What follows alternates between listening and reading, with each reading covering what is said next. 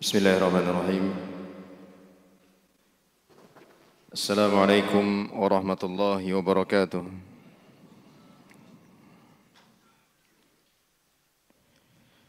Innal hamdalillah nahmaduhu wa nasta'inuhu wa nastaghfiruh wa na'udzu billahi min shururi anfusina wa min sayyiati a'malina. May yahdihillahu fala mudilla lahu wa may yudlil fala hadiya lahu. Asyhadu an la ilaha illallah wahdahu la syarika lah wa asyhadu anna Muhammadan abduhu wa rasuluhu sallallahu alaihi wasallam la nabiyya ba'dah. Ya ayyuhalladzina amanu taqullaha haqqa tuqatih wa la tamutunna illa wa antum muslimun. Ya ayyuhalladzina amanu taqullaha wa qulu qawlan sadida يصلح لكم أعمالكم ويغفر لكم ذنوبكم ومن يطع الله ورسوله فقد فاز فوزا عظيما أما بعد فإن أصدق الحديث كتاب الله وخير الهدي هدي محمد صلى الله عليه وسلم وشر الأمور محدثاتها فإن كل محدثة بدعة وكل بدعة ضلالة وكل ضلالة في النار. Jamaah rahimani Allah wa iyyakum. Kita masih dalam pembahasan bab yang ketiga, penjelasan sebagian kaidah dalam mengambil dalil. Pada poin yang ketiga, hukum bid'ah dalam agama Islam, sampai pada halaman 71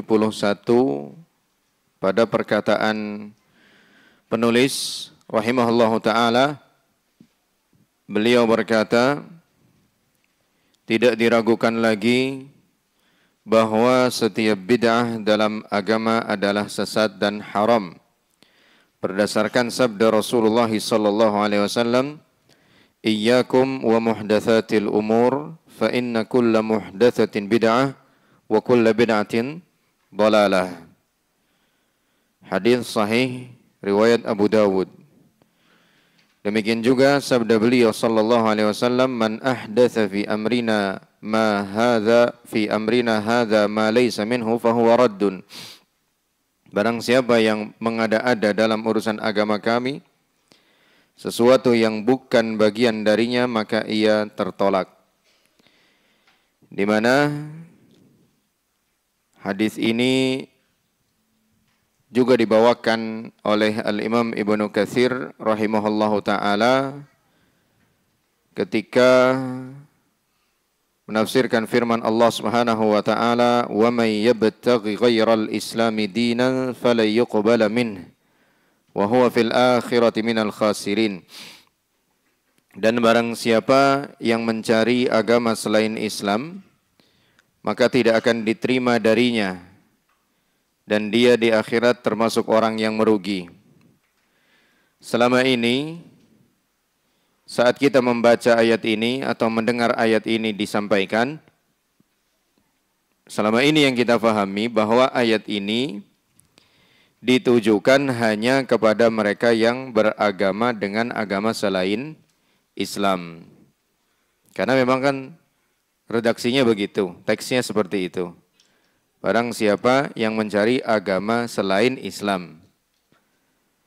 Setiap yang kita langsung bayangkan atau pahami, ya mereka yang memilih agama Nasara sebagai agamanya, memilih Yahudi sebagai agamanya, memilih Hindu, Buddha, dan seterusnya sebagai agamanya.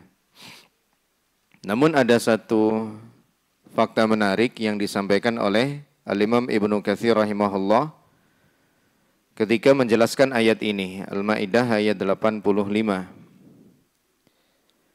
"Man salaka tariqan siwa ma syara'ahu Allah, falay yuqbala minhu wa huwa fil akhirati minal khasirin."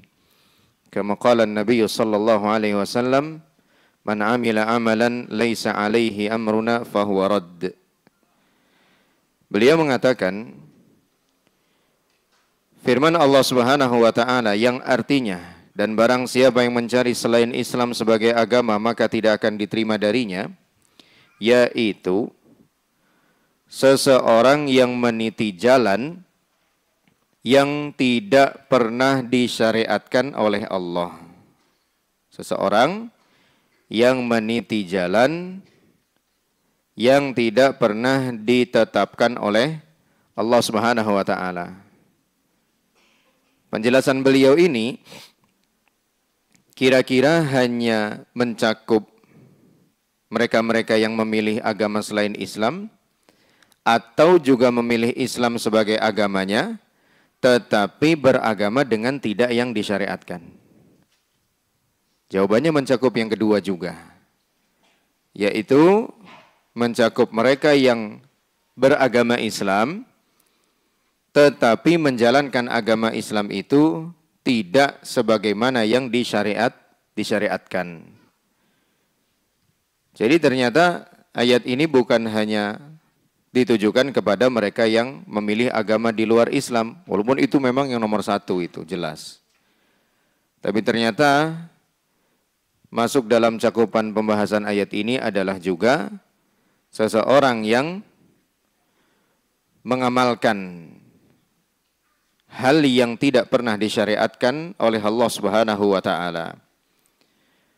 Maka dia termasuk orang yang merugi nanti di akhirat, sebagaimana Rasulullah sallallahu alaihi wasallam bersabda, "Man 'amila 'amalan laisa 'alaihi amruna fahuwa raddun." Barang siapa yang mengamalkan satu amalan yang tidak ada contohnya dari kami, maka amalan itu tertolak. Maka ini merupakan peringatan bagi mereka yang pertama memilih agama selain Islam sebagai jalan hidupnya, sebagai identitasnya, sebagai agamanya. Mereka akan merugi nanti di akhirat. Kedua, peringatan bagi kita yang beragama Islam namun menjalankan agama ini dengan yang tidak Allah pernah syariatkan, dengan yang tidak pernah Allah tetapkan. Sumbernya dari mana? Ya intinya dari selain Allah. Bisa dari gurunya, bisa dari tradisinya, bisa dari hawa nafsunya, dan lain sebagainya. Intinya dari selain Allah Subhanahu wa taala. Kedua hadis di atas menunjukkan bahwa perkara baru yang dibuat-buat di dalam agama ini adalah bid'ah.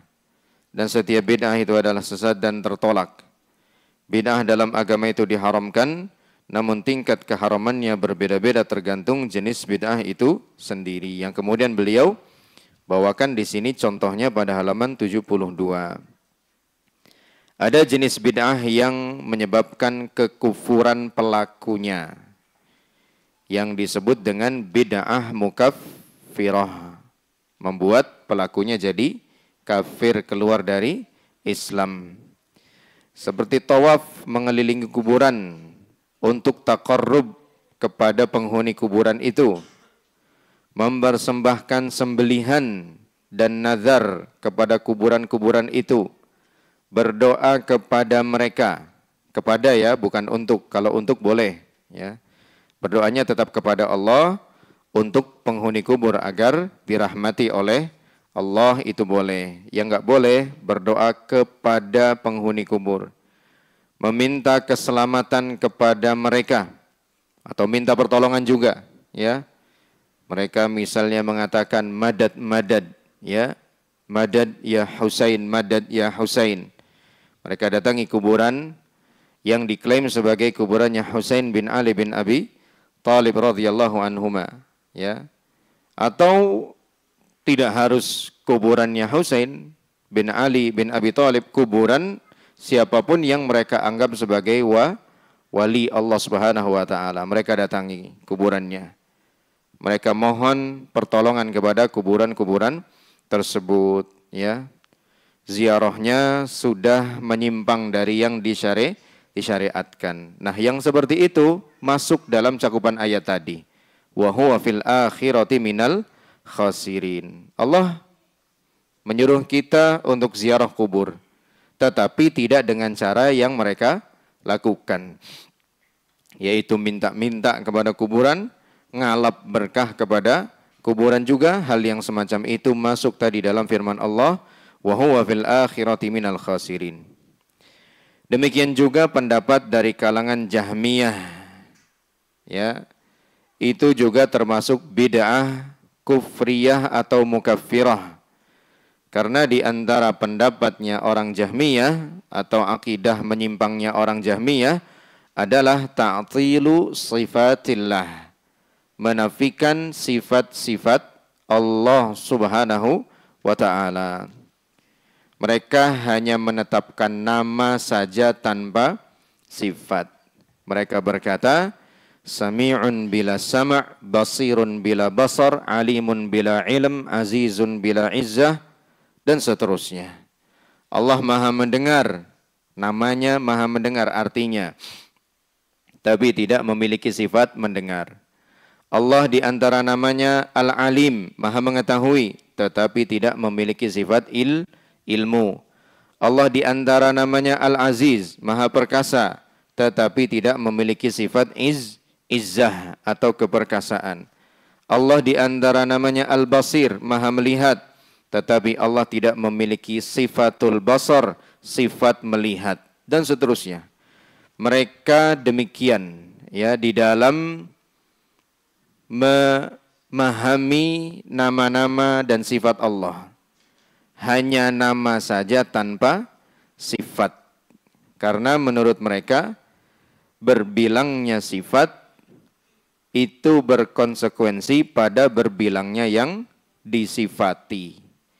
Jika sifatnya ada 5, yang disifatinya juga ikut ada 5.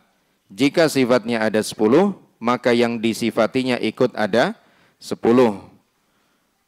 Padahal kata mereka, sifat Allah kalau harus ditetapkan puluhan bahkan ratusan. Berarti kalau sifatnya ratusan, yang disifatinya juga ikut ratusan. Yang disifati berarti Allah, dan gak mungkin. Karena Allah sebagaimana kita ketahui Maha Esa, satu Dia. Maka jawabannya, baik dari sisi syar'i maupun akli tentu ada. Dari sisi syar'i, di awal surah Al-A'la, Allah Subhanahu wa ta'ala mensifati dirinya dengan sifat yang banyak sekali. Sabbihisma rabbikal a'la. Ini ayat 1 nih. Udah ada berapa sifat di situ? Sabbihisma rabbikal a'la. Ada sifat Rabb, rububiyah. Ada sifat al-ulu dari kata al-a'la. Ayat yang kedua, alladzi khalaqa fasawwa. Dialah yang menciptakan dan dialah yang menyempurnakan. Sifat mencipta, sifat menyempurnakan. Udah 4 sifat. Allahnya ikut 4 apa tetap 1? Tetap 1. Ya. Dan seterusnya sampai sekitar 9 atau 10 sifat di awal surah Al-A'la. Di akhir surah Al-Buruj juga sama. Inna batsya rabbika lasyadid, innahu huwa yubdi wa yu'id wa huwal ghafuru al-wadud. Itu kan berentet tuh sifat-sifat Allah di situ disebutkan. Allahnya tetap 1. Ini bantahan dari sisi syar'i. Bantahan dari sisi akli atau logika, jangankan Allah, makhluk saja pasti sifatnya lebih dari 1, ya. Makhluk saja sifatnya lebih dari 1. Apa misalnya? Peci misalnya. Di antara sifatnya apa? Ringan. Apalagi? Hitam, tipis, murah, ada. Ya, ada itu sifat atau bukan sifat? Ada itu sifat, ya. Baru sebentaran aja kita udah nemu 5 sifat untuk peci. Dan peci ini jumlahnya tetap 1. Enggak sebagaimana yang mereka bilang, ya. Nah, ini juga kekufuran karena menafikan sifat dari Allah Subhanahu wa taala. Mereka juga mengatakan bahwasanya Al-Qur'an adalah makhluk, ya. Dan ini tentu kufur yang sangat nyata. Padahal Allah Subhanahu wa taala menjelaskan bahwa Al-Qur'an adalah firman-Nya Allah, adalah kalamullah. Wa in ahadum minal musyrikin tajaraka fa'ajirhu hatta yasma'a kalamallah summa ablighu ma'manah, ya, hatta yasma'a kalamallah. Dan jika ada seorang musyrik yang ingin mengunjungimu, mendatangimu, mendekatimu, maka berikanlah kesempatan hatta yasma'a kalam Allah, supaya dia bisa mendengar kalam Allah. Maksudnya Al-Quran. Ya. Ini jelas kekufuran yang nyata. Mereka menyatakan bahwa meyakini bahwa Al-Quran adalah makhluk. Mu'tazilah, ya, turunan produk dari Jahmiyah, sama aja. Lebih mengedepankan akal dibandingkan syariat. Kalau ada aturan syariat yang relevan dengan akal, bisalah diterima. Kalau ada aturan syariat, ketentuan termasuk berita syariat yang tidak relevan dengan akal, ya jangan diterima. Apa namanya ini kalau bukan kekufuran? Meletakkan akal sebagai barometer untuk menentukan ini benar, ini salah. Sementara syariat justru malah dinilai dengan akal itu sendiri. Padahal harusnya akal yang dinilai dengan syariat. Akal ini benar berdasarkan firman Allah begini dan begitu. Akal fulan yang ini keliru, pemikirannya, keyakinannya, akidahnya berdasarkan firman Allah ini dan itu. Mereka malah kebalik, firman Allah ini yang ini nggak benar nih, nggak usah diamalin karena menurut akal kita begini dan begitu. Mestinya akal yang dinilai, malah firman Allah yang dinilai. Mestinya firman Allah yang dipakai buat menimbang, malah akal yang dipakai buat menimbang. Ini kan namanya kekufuran, bahkan takabbur kepada Allah Ta'ala. Begitu juga Rafidhah. Ya, orang-orang yang sampai bahkan pada derajat menuhankan Ali bin Abi Thalib radhiyallahu anhu, juga Al-Hasan wal Husain. Syekhul Islam Ibnu Taimiyah rahimahullahu taala mengatakan, Ar-Rafidhatu ajhalut tawaifi wa akdzabuha wa ab'aduha an ma'rifatil manquli wal ma'qul. Orang-orang Rafidhah itu adalah sebodoh-bodohnya kelompok, dan kelompok yang paling dusta, dan kelompok yang paling jauh dari kebenaran, baik secara naql ataupun secara aql. Naql itu secara syar'i, ditinjau dari syar'i mereka nggak ada benarnya. Bahkan ditinjau secara aqli, secara logika juga sama, nggak ketemu kebenarannya. Secara fitrah apalagi. Ya, contohnya saja mereka menyampaikan, ya, dianjurkannya nikah mut'ah. Begitu ada seseorang yang ingin memut'ah putri mereka, ulamanya ini nggak terima, marah-marah.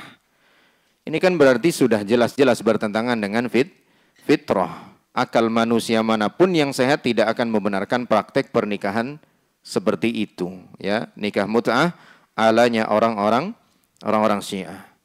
Beliau juga mengatakan wa muawanatuhum lil yahudi amrun syahir, dan sikap loyal mereka terhadap orang-orang Yahudi itu adalah perkara yang sudah diketahui secara umum. Ya, sampai sekarang orang-orang Iran misalnya, ya kalau ada berita Iran ribut sama Israel itu nggak usah terlalu heboh, biasa aja. Ya, ntar juga akur lagi habis itu. Ya, ibarat adik sama kakak, kan ribut-ributnya mesti ada aja. Ya, tapi selebihnya itu mereka dekat, selebih dari itu mereka sangat klop, ya. Mereka sangat dekat. Fa innahum ya'maduna ila khiyaril ummati yu'adunahum wa ila a'da'illahi minal yahudi wan nasara wal musyrikina yuwalunahum. Karena mereka orang-orang Syiah Rafidhah, kata Syekhul Islam, bahkan merendahkan manusia terbaik di umat ini dan memusuhi mereka. Maksudnya sahabat Nabi sallallahu alaihi wasallam. Wa ila a'da'illahi minal yahudi wan nasara wal musyrikina yuwalunahum. Namun justru terhadap musuh-musuh Allah, baik dari kalangan orang Yahudi, Nasrani ataupun musyrikin, mereka malah bersikap loyal. Mereka bersikap setia, ya. Ini 3 contoh yang disebutkan oleh beliau rahimahullahu taala, yang bid'ahnya sampai pada derajat mukaffirah, sampai pada derajat mengkafirkan pelakunya, menjadikan pelakunya kafir atau keluar dari Islam. Ada juga bid'ah yang menjadi sarana kemusyrikan seperti mendirikan bangunan di atas kuburan, salat dan berdoa di atas kuburan dan mengkhususkan ibadah di sisi kubur.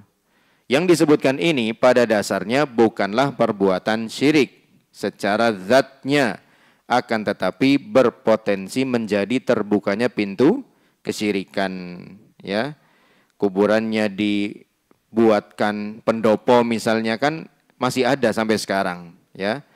Tokoh-tokoh atau orang-orang yang dianggap sebagai tokoh begitu meninggal dunia, kuburannya yang enggak dihias sih, cuma dibuatkan pendopo aja, ya. Yang otomatis perlahan tapi pasti mengundang orang untuk duduk-duduk di sana, untuk ibadah di sana. Awal mulanya belum syirik, tapi siapa yang bisa menjamin beberapa puluh tahun ke depan, ratus tahun ke depan, apakah masih steril dari perbuatan syirik atau tidak, ya. Yang beliau sebutkan di sini secara zatnya bukan perbuatan syirik, tetapi bisa menjadi sarana terbukanya pintu kesyirikan.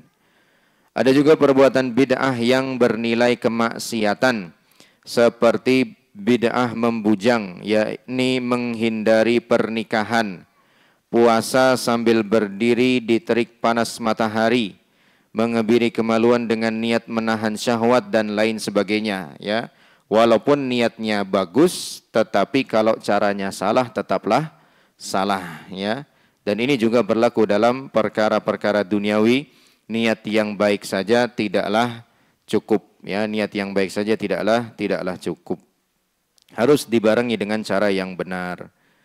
Ahlussunnah telah sepakat tentang wajibnya mengikuti Al-Quran dan As-Sunnah menurut pemahaman salafus salih, yaitu 3 generasi yang terbaik sahabat tabi'in, tabi'ut tabi'in, yang disaksikan maksudnya ditazkiyah, direkomendasi oleh Nabi sallallahu alaihi wasallam bahwa mereka adalah sebaik-baik manusia. Khairun nasi qarni, tsummal ladzina yalunahum, tsummal ladzina yalunahum. Sebaik-baik manusia adalah yang segenerasi denganku, kemudian yang berikutnya, kemudian yang berikutnya. Stop sampai di situ yang digaransi atau direkomendasi oleh Nabi sallallahu alaihi wasallam.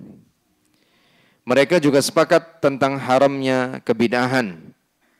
Mereka juga sepakat bahwa setiap bid'ah adalah sesat dan kebinasaan, dan tidak ada di dalam Islam bid'ah hasanah atau bid'ah yang baik, ya. Makanya Al-Imam Malik rahimahullahu ta'ala mengatakan, man ibtada'a fil islami bid'atan yaraha hasanatan faqad za'ama anna Muhammadan khana risalatan. Lianna Allah qala al-yawma akmaltu lakum dinakum wa atmamtu alaikum ni'mati wa raditu lakumul islam dina, fama lam yakun yawma idzin dinan fala yakunul yawma dina. Al-Imam Malik rahimahullahu ta'ala mengatakan, barang siapa yang membuat kebid'ahan di dalam Islam, dia anggap itu sebagai yang baik, maka secara tidak langsung berarti dia telah meyakini bahwa Nabi Muhammad sallallahu alaihi wasallam mengkhianati risalah. Seakan-akan ada ajaran baik yang belum disampaikan oleh Rasulullah sallallahu alaihi wasallam.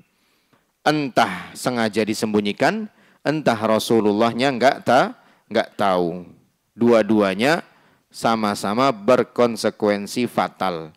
Menganggap Rasulullah enggak tahu yang disyariatkan, konsekuensinya fatal. Kok bisa seorang Rasulullah, seorang utusan Allah, enggak tahu apa yang mestinya harus disampaikan, sementara orang yang 14 abad berikutnya datang malah tahu, ya kan, kebolak-balik jadinya.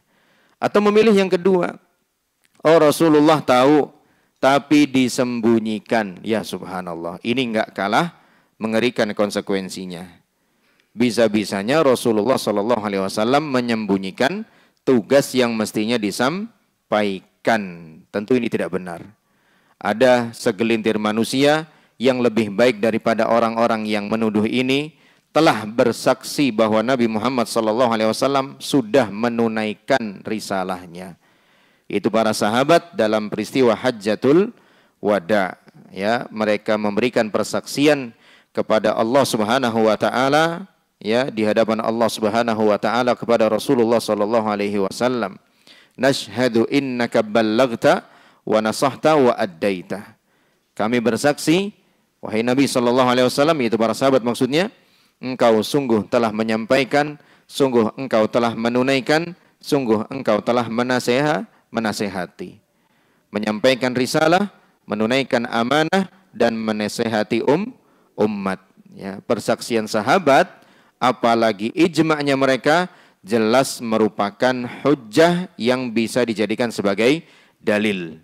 Ya. Karena tidak mungkin sahabat bersepakat di atas kebatilan, nggak mungkin. Sahabat Nabi SAW nggak mungkin bersepakat di atas kebohongan, nggak mungkin. Ya, artinya persaksian mereka ini nggak mungkin reka, ya sah, itu tidak mungkin sama sekali. Ya. Maka yang dikatakan oleh Imam Malik rahimahullahu ta'ala ini patut menjadi renungan bagi siapa saja yang keinginannya bikin yang baru-baru aja di dalam agama. Ada orang-orang yang modelannya kayak begitu. Ya. Inisiatifnya luar biasa, tapi bukan pada tempatnya. Ya. Kalau ini inisiatif dalam perkara duniawi, silahkan. Seluas-luasnya diberi kesempatan. Tapi kalau untuk urusan agama, jangan. Ya. Ittabi'u wa la tabtadi'u faqad kufitum, kata Ibnu Mas'ud. Ittiba'lah, ikutilah, janganlah kau berbuat bid'ah, karena kau sudah dicukupi oleh Allah Subhanahu wa ta'ala. Dicukupi dengan ajaran-ajaran yang kita perlukan. Ya. Kita mengerjakan yang asli dari Allah saja, itu belum semuanya. Mengapa menyibukkan diri dengan ajaran yang datangnya tidak dari Allah Subhanahu wa ta'ala, ya. Sibukkan diri kita dengan yang benar-benar datang dari Allah Subhanahu wa ta'ala. Jadi yang wajib diingat dan dipahami dengan benar bahwa Rasulullah SAW telah menjelaskan bahwa semua bid'ah adalah sesat. Tidak ada dalam agama yang namanya bid'ah hasanah. Rasulullah SAW bersabda, kullu bid'atin dhalalah wa kullu dhalalatin finnar. Para sahabat radhiyallahu anhum ajma'in juga memahami demikian, bahwa semua bid'ah itu sesat dan tidak ada bid'ah hasanah. Semua bid'ah itu sesat meskipun orang memandangnya baik. Ibnu Umar radhiyallahu anhuma mengatakan, kullu bid'atin dhalalah wa in ra'ahan nasu hasanah. Semua bid'ah itu sesat meskipun manusia memandangnya baik, ya, meskipun manusia memandangnya baik. Jadi patokannya, standarnya itu bukan apa kata orang banyak, bukan apa kata masyarakat kita atau manusia seluruh dunia. Akan tetapi patokannya, pedomannya jelas, apakah itu disyariatkan atau tidak disyariatkan. Al-Imam Sufyan Ats-Tsauri rahimahullahu ta'ala mengatakan, al-bid'atu ahabbu ila iblisa minal ma'asiyah, wal ma'asiyatu yutabu minha, wal bid'atu la yutabu minha. Perbuatan bid'ah lebih dicintai oleh iblis daripada kemaksiatan. Pelaku kemaksiatan masih mungkin untuk bertaubat, sementara pelaku kebid'ahan sulit untuk bertaubat darinya. Bahkan Al-Imam Ahmad rahimahullahu ta'ala mengatakan, jika ada seorang pemuda yang tumbuh di atas sunnah Nabi SAW, bisalah kita berharap kebaikan baginya. Tapi jika ada seorang pemuda yang masih muda, apalagi masih anak-anak, sudah tumbuh di dalam kebid'ahan, berat rasanya berharap baik buat dia. Ya. Imam Ahmad sampai bilang begitu. Padahal pemuda itu kan ibaratnya belum banyak melakukan kebid'ahan, tapi startnya di bid'ah, ya, mulainya di bid'ah. Ya, dia memuja-muja kuburan, dia minta-minta ke kuburan, padahal masih muda belia. Anak-anak muda yang seperti itu agak berat kita harapkan kebaikan buat dia, walaupun kita tetap mendoakannya, ya, walaupun kita tetap mendoakannya, mudah-mudahan diberikan hidayah oleh Allah Subhanahu wa ta'ala. Lain halnya dengan seorang pemuda yang tumbuh, ya, di lingkungan atau di tengah-tengah sunnah Nabi SAW, maka kita bisa banyak berharap kebaikan untuknya, ya, kita bisa berharap kebaikan untuknya. Al-Imam Al-Barbahari rahimahullahu ta'ala mengatakan, jauhilah setiap perkara bid'ah sekecil apapun. Sekecil apapun, jangan diremehkan. Karena bid'ah yang kecil lamban laun akan menjadi besar. Sama, jangan pernah meremehkan yang namanya berakrab ria dengan pelaku bid'ah, jangan. Ya, sesuai kadar kebutuhan saja, misalnya ya interaksi jual beli atau interaksi bisnis tetangga dan semisalnya, tidak lebih daripada itu. Seperti itulah setiap bid'ah yang terjadi pada umat ini. Pada awalnya kecil dan dianggap remeh, mirip dengan kebenaran, sehingga banyak orang yang terperdaya dan terkecoh lalu mengikat hati mereka. Awalnya sepele, tapi lama-lama masuk dan bertambah kebid'ahan yang lain, ya. Makanya Ibnu Mas'ud radhiyallahu anhu ketika menegur orang-orang yang berzikir jamaah itu, ya, setelah bercerita, Abu Musa yang menceritakan itu kemudian mengatakan, dan aku melihat ternyata orang-orang itu dalam perang Nahrawan ada di kubu lawan, ya. Padahal tadinya mereka bersama kami. Tadinya mereka bersama kita. Tapi dalam perang Nahrawan justru malah menjadi lawan kami. Menjadi lawannya Ali bin Abi Thalib radhiyallahu anhu. Ya, bermula dari yang kecil-kecil, ya, tapi diremehkan, terus semakin memburuk kondisi mereka. Sehingga susah untuk keluar dari jeratan bid'ah tersebut karena mendarah daging, lalu dia yakini sebagai agama yang ia beragama dengannya. Ya. Al-Imam Al-Auza'i rahimahullahu ta'ala pernah ada seorang yang berkata kepada Al-Imam Al-Auza'i, ya, inna rajulan yaqul ana ujalisu ahlas sunnah wa ujalisu ahlal bid'ah. Ada seorang yang berkata kepada Al-Imam Al-Auza'i, saya itu kalau berteman itu semua saya temani, ya, ahlu sunnah saya temani, ahlu bid'ah juga saya temani.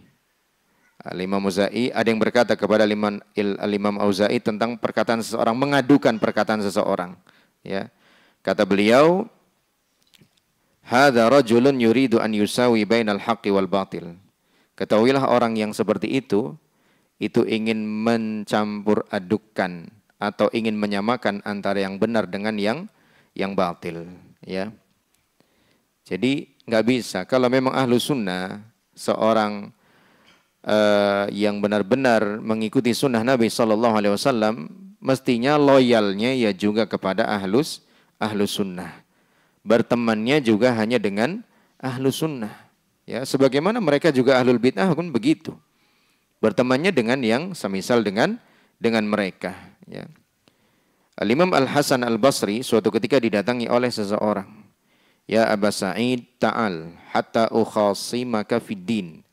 Faqala Al-Hasan, amma ana faqad absartu dini, fa in kunta adlalta dinaka faltamishu. Ada seorang yang datang kepada Imam Al-Hasan Al-Basri dan berkata, wahai Abu Sa'id, kemarilah, aku ingin berdialog denganmu dalam masalah agama. Maka Imam Al-Hasan berkata, adapun saya sudah memahami agama ini dengan baik. Adapun dirimu, kalau kamu masih bingung, masih tersesat, belum menemukan agamamu, carilah sendiri agamamu. Ya, tidak dilayani oleh Al-Imam Al-Hasan Al-Basri rahimahullahu ta'ala. Sampai sedemikiannya beliau memproteksi akidahnya dari bahaya orang-orang yang terjerat dengan kebid'ahan, ya, dengan kebid'ahan. Padahal beliau seorang imam, ya, Al-Hasan Al-Basri rahimahullah. Lalu diyakini sebagai agama yang kemudian ia beragama dengannya. Kemudian tanpa disadari, pelan-pelan mereka menyelisihi jalan yang lurus dan keluar dari Islam. Mirip seperti yang dikatakan oleh Hassan bin Atiyah Al-Muharibi rahimahullah, seseorang yang termasuk generasi keempat. Beliau berkata, mabtada'a qaumun bid'atan fi dinihim illa naza'allahu min sunnatihim mithlaha thumma la yu'iduha ilaihim. Beliau mengatakan, tidaklah sekelompok manusia atau seseorang membuat kebid'ahan di dalam agamanya, di dalam agama Islam, melainkan Allah Subhanahu wa taala pasti akan mencabut sunnah dari mereka yang serupa dengan kebid'ahan, yang sepadan dengan kebid'ahan yang mereka lakukan itu. Hingga kemudian sunnah itu pun atau ajaran yang sesungguhnya itu pun tidak lagi bisa hadir di tengah-tengah mereka, ya. Jadi sampai sebegitu parahnya efek kebid'ahan itu bisa membuat sunnah itu menjadi hilang, ya.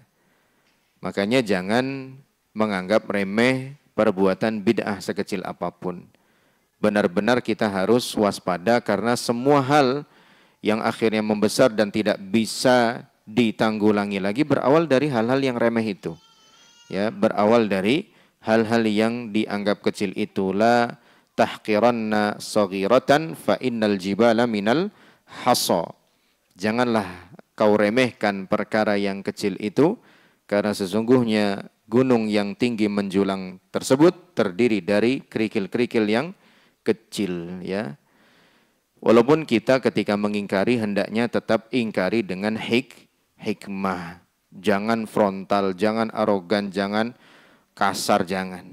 Justru sikap-sikap semacam itu malah menjauhkan kaum muslimin, semakin menjauhkan kaum muslimin dari sunnah. Loh, ternyata orang yang ngakunya paling sunnah kasar, ya, arogan dan semisalnya. Walhasil mereka pun malah menjauh.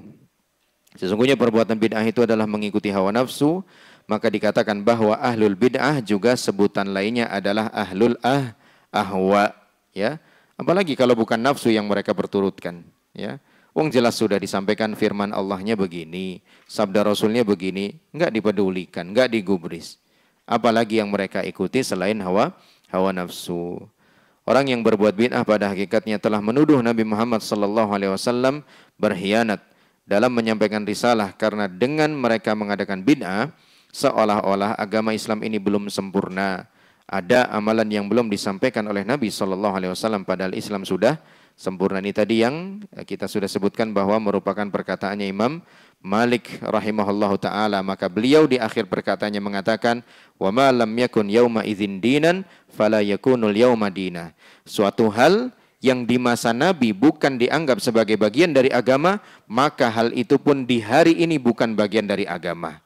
Standarnya, patokannya adalah apa yang diterapkan, yang berlaku pada zamannya Nabi SAW. Makanya Nabi ketika mendefinisikan al-jamaah, beliau berkata, ma ana alaihil yauma wa ashabi, yaitu orang-orang yang berada di jalanku hari ini dan para sahabatku. Standarnya ya mau nggak mau harus dikembalikan ke sana, ya. Yang di hari itu tidak dianggap sebagai syariat, sebagai agama, sebagai perintah, sebagai ibadah, hari ini juga sama. Tidak dianggap sebagai agama, tidak dianggap sebagai syariat, tidak dianggap sebagai ibadah. Dan seluruh syariat Islam sudah disampaikan oleh Nabi SAW. Yang membawa manusia ke surga sudah dijelaskan, dan yang membawa ke neraka juga sudah dijelaskan. Beliau sendiri yang mengatakan, ma baqiya syai'un yuqarribu minal jannah wa yuba'idu minan nar illa waqad buyyina lakum. Tidak tersisa sedikit pun dari agama ini apa saja yang mendekatkan manusia ke surga dan menjauhkan manusia dari neraka, melainkan telah dijelaskan semuanya oleh Rasulullah SAW kepada kita semua. Ya, hal-hal yang sederhana, ya. Bibirnya Nabi SAW bergerak saja, sahabat memperhatikan enggak? Memperhatikan, sampai sahabat akhirnya bertanya setelah takbiratul ihram, apa yang dibaca? Kok kelihatan bibirnya bergerak, ya. Sampai urusan buang hajat, sampai masalah adab makan, adab tidur, semuanya dijelaskan. Masa hal-hal yang penting tidak dijelaskan oleh beliau SAW? Seorang muslim yang berakal wajib menjauhkan semua perkara bid'ah, karena bid'ah sangat berbahaya. Yaitu tadi di antara bahayanya akan membuat sunnah atau syariat yang sesungguhnya jadi ditinggalkan. Bahayanya di situ. Bid'ah merusak akal, hati, agama dan menyebabkan perpecahan. Makanya dikatakan ahlus sunnati wal jamaah, sebaliknya ahlul bid'ati wal furqah, ya. Ahlus sunnah dan persatuan, ahlul bid'ah dan perpecahan. Bahkan bid'ah dapat menyebabkan pertumpahan darah di antara kaum muslimin. Allahul musta'an wa alaihi tuklan. Mudah-mudahan kita diselamatkan dari semua perkara bid'ah yang kecil maupun yang besar. Allahumma inna nas'alukal afwa wal afiyah. Sampai di sini kajian kita. Insyaallah kita teruskan penjelasan bab berikutnya di pertemuan yang akan datang. Wallahu a'lam bissawab. Hadanallahu wa iyyakum ajmain. Subhanakallahumma wa bihamdika asyhadu an la ilaha illa anta astaghfiruka wa atubu ilaik. Billahi taufiq wal hidayah. Wassalamualaikum warahmatullahi wabarakatuh.